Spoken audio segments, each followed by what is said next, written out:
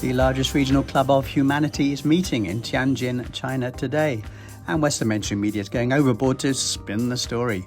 One media outlet dubbed it the Villainy Summit, and almost all Western media chooses to focus on the presence of Russia's leader, Vladimir Putin, their favourite bogeyman. Some call it the scariest grouping you have never heard of, said America's Associated Press, one of the world's largest news agencies. Such a focus is misleading. The Shanghai Cooperation Organisation, or SCO, covers 42% of all humans on this planet. That's more than triple the size of controversial US-led expansionist military body, NATO.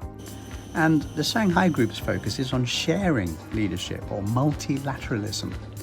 The SCO, started by the Chinese and its Central Asian neighbours in 2001, now includes massive countries such as India and Pakistan and Russia, and accounts for 36% of global GDP by PPP.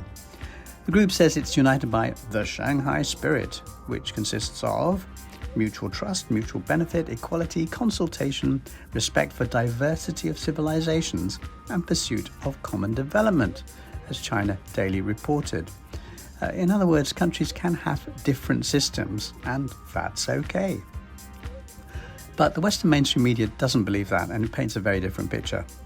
Red carpet for Putin at the Villainy Summit in China, said top German news publication BILD. The New York Times says the summit shows how Mr. Xi is trying to turn history, diplomacy and military might into tools for reshaping a global order that has been dominated by the United States. The paper quotes a man who worked at the CIA, an organisation famous for being upfront and honest.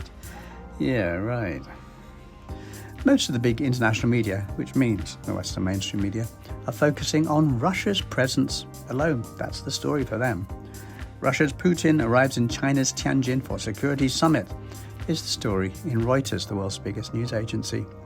UK Guardian opens with Xi Jinping and Vladimir Putin have met on the sidelines of a showpiece summit in China that seeks to challenge US-led Western-dominated blocs and is being attended by the leaders of more than 24 nations. The lead sentence in the coverage by the Times of London is President Putin attacked the growing militarization of the West. Yet ultimately it's clear that most people around the world are tired that a tiny, dangerous, warmongering minority group, the West is about 13% of humanity, is leading the world and bad-mouthing everyone else. That cannot continue. Change is coming. And if humanity wants a peaceful future, it cannot come too fast. What's really happening in China this week is a quiet turning point for global humanity. Peace.